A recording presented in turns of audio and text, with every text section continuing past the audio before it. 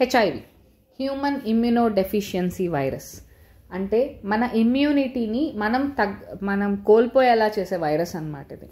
ఈ human immunodeficiency virus అనేది lentivirus అంటాం దీన్ని. ఇది రెట్రో వైరస్లో సబ్ గ్రూప్. రెట్రో వైరస్ అంటే ఏం లేదు, సింపుల్. దాని జెనెటిక్ మెటీరియల్ ఆర్ఎన్ఏ ఉంటుంది. మన బాడీలోకి వచ్చి ఆర్ఎన్ఏ నుంచి డిఎన్ఏని ప్రొడ్యూస్ చేస్తుంది రివర్స్ ట్రాన్స్క్రిప్టేజ్ అనే ఎంజైమ్ ద్వారా. అప్పుడు ఆ డిఎన్ఏ ఏం చేస్తుంది, అది యాక్చువల్లీ వైరల్ డిఎన్ఏ. ఆ డిఎన్ఏ మన డిఎన్ఏలో ఇన్కార్పొరేట్ అయిపోయి దానికోసం పనిచేస్తుంది. సో ఈ స్ట్రాటజీ ఉంది కాబట్టి హెచ్ఐవి అనేది సక్సెస్ఫుల్గా ఉండగలిగింది. సో దీని ఫుల్ ఫామ్ హెచ్ఐవి అంటే హ్యూమన్ ఇమ్యూనోడెఫిషియన్సీ వైరస్. అది వైరస్. దీనివల్ల కాజ్ అయ్యే డిసీజ్ పేరు acquired immunodeficiency syndrome. So AIDS అనేది కాజ్ అయ్యే డిసీజు, హెచ్ఐవి అనేది దానికి రిలేటెడ్ వైరస్. నియర్లీ రఫ్లీ స్పెరికల్గా ఉంటుంది ఆ వైరస్. సో చాలా డిఫరెంట్గా ఉంటుంది ఈ virus. Diameter around 120 nanometres. 2 copies of positive sense single standard RNAs ఉంటాయి. 2 strands of single standard RNA. చాలా క్లవర్ అనమాట ఈ వైరస్. ఆర్ఎన్ఏ అనేది వైరస్లో 9 జీన్స్కి కోడ్ చేస్తుంది. అది కూడా మళ్ళీ ఆ 2 ఆర్ఎన్ఏస్ కూడా ఒక కోనికల్ క్యాప్సిడ్ ద్వారా 2000 కాపీస్ ఆఫ్ వైరల్ ప్రోటీన్ ఉంటుంది దాంట్లో. ఆ క్యాప్సిడ్లో 2000 కాపీస్ ఆఫ్ వైరల్ ప్రోటీన్స్, దాన్ని P24 అంటాం. మొత్తం 9 జీన్స్ ఉండేవి. So RNA is tightly bounded to nucleocapsid proteins. ఈ ఆర్ఎన్ఏ ఏం చేస్తుంది, ఈ న్యూక్లియోక్యాప్సిడ్ ప్రోటీన్స్కి టైట్గా బౌండ్ అవుతుంది. అదే P7. ఎంజైమ్స్ డెవలప్మెంట్ ఆఫ్ వైరాన్స్కి కావాలి, సచ్ యాజ్ రివర్స్ ట్రాన్స్క్రిప్టేజ్ కావాలి, ప్రోటీయేజ్ కావాలి, దానికి బయట ప్రోటీన్స్ని తయారు చేయడానికి రైబోన్యూక్లియేజెస్ కావాలి, అలానే ఇంటిగ్రేస్ కావాలి. సో మ్యాట్రిక్స్లో ఏముంటాయంటే వైరల్ ప్రోటీన్లో P17 వచ్చి surrounds the capsid. P17 surrounds the capsid అనమాట. So ensures the integrity of virion పార్టికల్ని అలా ప్లేస్లో పెట్టద్ది. లిపిడ్ వైరల్ ఎన్వలప్ అనేది మెయిన్గా that is present that composed of proteins like GP41 అంటే గ్లైకోప్రోటీన్ 41, గ్లైకోప్రోటీన్ 120. ఈ పిక్చర్లో మనం చూస్తే ఇక్కడ కనిపిస్తుంది కదా, బయట ఉండేది లిపిడ్ లేయర్, నియర్లీ స్పెరికల్. ఇది P17 మ్యాట్రిక్స్. ఇది P17 మ్యాట్రిక్స్ యాంటీజన్. ఇది హెచ్ఐవి ఆర్ఎన్ఏ 2 సింగిల్ స్టాండర్డ్. తర్వాత రివర్స్ ట్రాన్స్క్రిప్టేజ్ ఎంజైమ్ దానికే ఉంది. P9 gag, P7 gag. So ఇది P24 కోర్ అనమాట. ఇది P17 మ్యాట్రిక్స్. సో దాని తర్వాత ఇది హోస్ట్ సెల్ ప్రోటీన్స్, హోస్ట్ నుంచి తెచ్చుకుంది అది. ఇది ఇంటిగ్రేస్.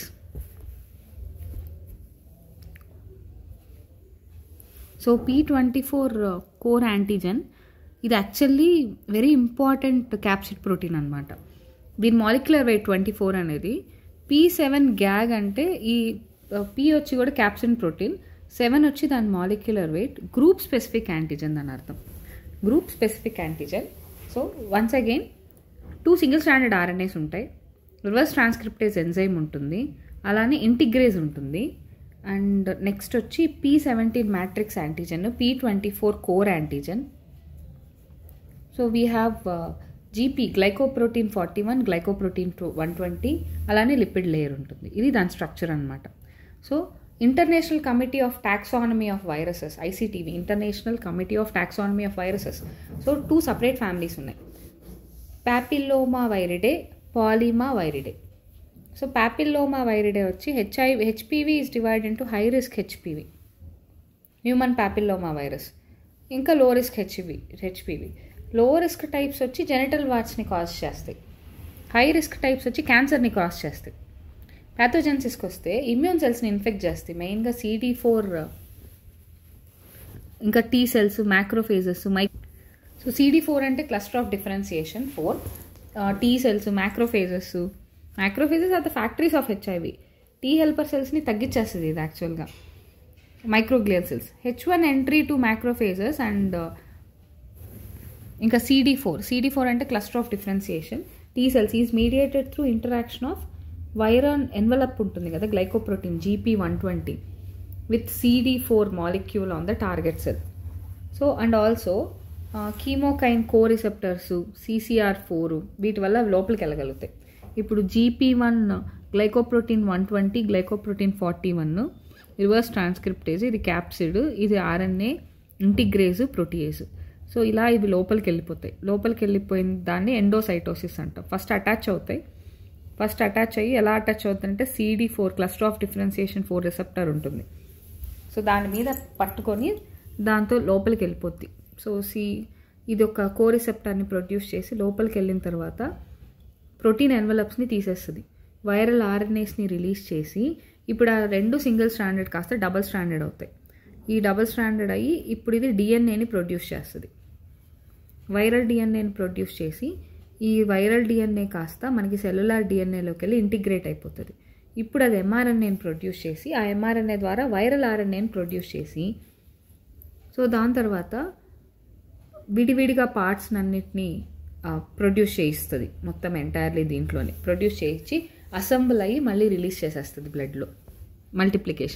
మల్టిప్లికేషన్ స్టెప్స్లో ఏంటంటే ఎంట్రీ, వైరస్ సెల్స్ లోపలికి ఎంటర్ ఎలా అవుతుందంటే absorption of GP, surface receptor CD4, cluster of differentiation 4కి లేదా CCR5 on the target cell, ఈ రెండిటి మీద. సో CCR అంటే chemokine receptor on the target cell. Fusion of viral envelope with target cell membrane, viral envelope target cell membrane 2 fuse అయిపోతాయి. ఇప్పుడు ఇదేం చేస్తుంది, HIV క్యాప్సిడ్ని సెల్ లోపలికి పంపించేస్తుంది. Replication and transcription. So positive sense single stranded జీనోమ్ని తీసుకుంటుంది from the attached viral proteins and copies into complementary DNA, దాన్నే cDNA మాలిక్యూల్ అంటాం. కాంప్లిమెంటరీ డిఎన్ఏస్ని ప్రొడ్యూస్ చేస్తుంది.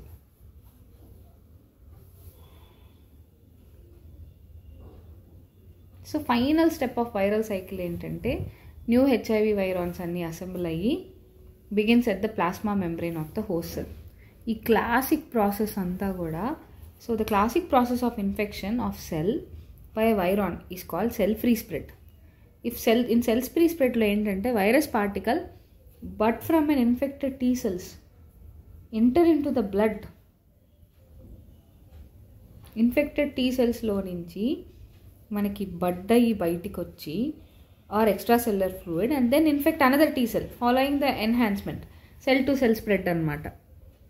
సో సిమ్టమ్స్కి వచ్చేసరికి ప్రైమరీ HIV, ఆఫెన్ ఇన్ఫ్లుయెన్జా అనుకుంటారు బికాస్ చాలా కోల్డ్ ఉంటుంది వాళ్ళకి. రిపోర్టెడ్లీ రఫ్లీ half of those who contract HIV 2 to 6 weeks ఉంటుంది ఆ ఇన్ఫెక్షన్. సిమ్టమ్స్ వచ్చి fever, headache, sore throat, fatigue, body aches, weight loss, swollen lymph nodes. Neurological symptoms వచ్చి పెరిఫెరల్ న్యూరోపతి, కాళ్ళు అన్నీ వాయడాలు, మంటలు అవన్నీ వస్తాయి. వేరే సిమ్టమ్స్కి వస్తే rash, mouth, genital ulcers, diarrhoea, nausea, vomiting, gastrointestinal symptoms, vomiting, diarrhoea ఉంటుంది. Cluster of differentiation 4 T cells can drop very low during early weeks. ఈ CD4+ T cells చాలా వరకు డ్రాప్ అయిపోతాయి. Initial illness can last for several days, even weeks కూడా ఉంటుంది. So great spread of occurs throughout body early in the disease, ముందే మొత్తం spread అయిపోయి ఉంటుంది. సిమ్టమ్స్ లేటెన్సీ పీరియడ్ ఏంటంటే after initial infection comes the latency period, దాన్ని incubation period అంటారు. ఈ పీరియడ్ 10 years ఉంటుంది. మోస్ట్ కామన్ వచ్చి లింఫ్ అడినోపతి లేదా swollen lymph nodes. Lymph nodes arms, neck, groin ఏరియాలో స్వాలెన్ అయి ఉంటుంది. దీని మీద వచ్చే డిసీజ్నే ఎయిడ్స్ అంటాం, అక్వైర్డ్ ఇమ్యూనోడెఫిషియన్సీ సిండ్రోమ్.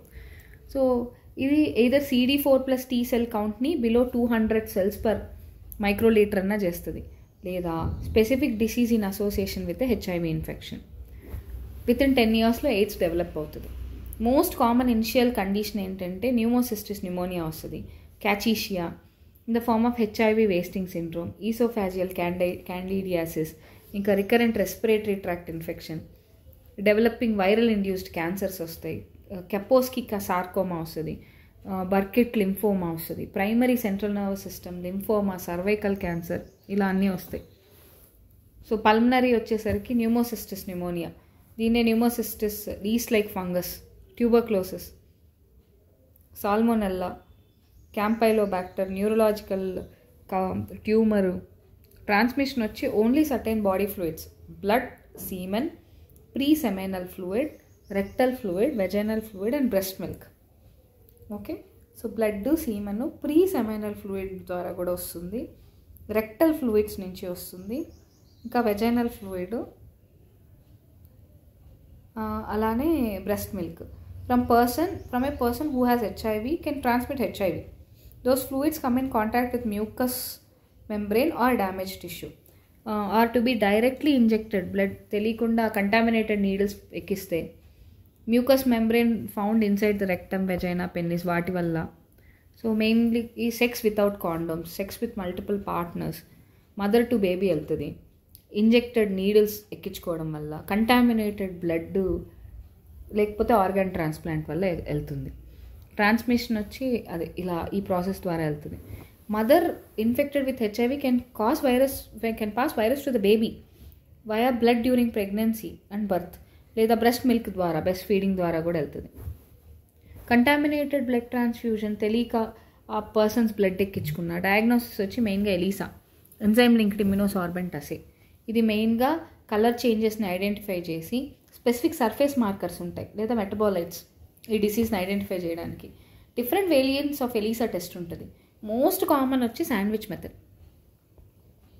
ఎలీసాలో మనకి మోనోక్లోనల్ యాంటీబాడీస్ ఉంటాయి. So as afflicted to the wells in the plates, these are captured antibodies అంటాం వీటిని monoclonal antibodies. Sample to be tested is added to the wells. ఏదైతే శాంపుల్ టెస్ట్ చేద్దాం అనుకుంటున్నామో అది వెల్స్లో add చేస్తే present will bind to the appropriate యాంటీబాడీకి bind అయిపోతుంది. సో ప్లేట్స్ దాని తర్వాత వాష్ చేసి ఏదైనా అన్బౌండెడ్ యాంటీజెన్స్ ఉంటే తీసేస్తాం. So second set of monoclonal antibodies add చేస్తాం. ఇప్పుడు కలర్ చేంజింగ్ ఎంజైమ్స్ కూడా యాడ్ చేస్తాం ఆ వెల్లో. సో ఈ డిటెక్షన్ వల్లే these detection antibodies will bind to any antigens captured created. ఏదైనా యాంటీబాడీ క్యాప్చర్ అయి ఉంటే దానికి ఈ యాంటీబాడీస్ అటాచ్ అవ్వగలవు. The wells are then washed out. Any unbounded antibodies ఉంటే తీసేస్తాం. So when an appropriate substrate ఈ వెల్స్లో యాడ్ చేసినప్పుడు ఎంజైమ్తో లింక్ అయిన యాంటీబాడీస్ ట్రిగ్గర్ అయ్యి కలర్ చేంజ్ అవుతాయి. ఇది డయాగ్నోసిస్. ఎలీసా టెస్ట్ ఇలా వస్తుంది. డిసీజ్ మార్కర్స్ ఇవి.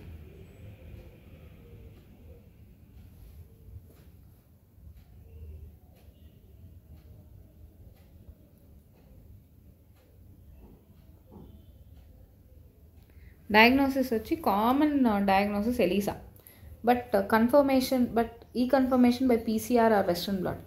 ELISA testing, western blotting, nucleic acid testing, polymerase chain reaction, PCR కూడా వాడతాం. సో యాంటీబాడీ టెస్ట్ ఎలీసా వచ్చి 23 to 90 days. Antibody P24 antigen test వచ్చి 18 to 45 daysలో. పీసీఆర్ వచ్చి 10 to 33 days. Pre exposure profile access వచ్చి single day pill, Truvada drug, combination of టీనోఫెర్, ఇవన్నీ risk of HIV 90% వరకు తగ్గిస్తాయి. Is an option for all the genders, HIV negative ఇంకా risk ఉన్న వాళ్ళకి. సో ప్రెప్ వచ్చి ప్రివెంట్ ఎస్టీఐస్ని, సెక్షువల్లీ ట్రాన్స్మిటెడ్ ఇన్ఫెక్షన్స్ని ప్రివెంట్ చేస్తుంది. Most effective when combined with కండోమ్స్తో పాటు కూడా. So highly active anti retroviral therapy చేస్తారు. హార్ట్ అంటారు దాన్ని. Highly active anti retroviral therapy progression of డిసీజ్ని తగ్గిస్తుంది. సో కరెంట్ హార్ట్ వచ్చే options are combinations of least 3 medications. So non nucleoside reverse transcriptase inhibitor ఇలాగా. Once treatment is begin is recommended that continued without breaks. Treatment of anti retroviral reduces the risk of developing additional opportunistic infections రావు. Dietary intake, vitamins, minerals అవన్నీ తీసుకోవాలి. Deficiency ఉంటేనే తీసుకోవాలి.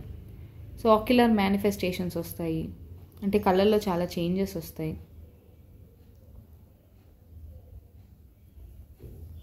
So this all about the HIV. Thank you.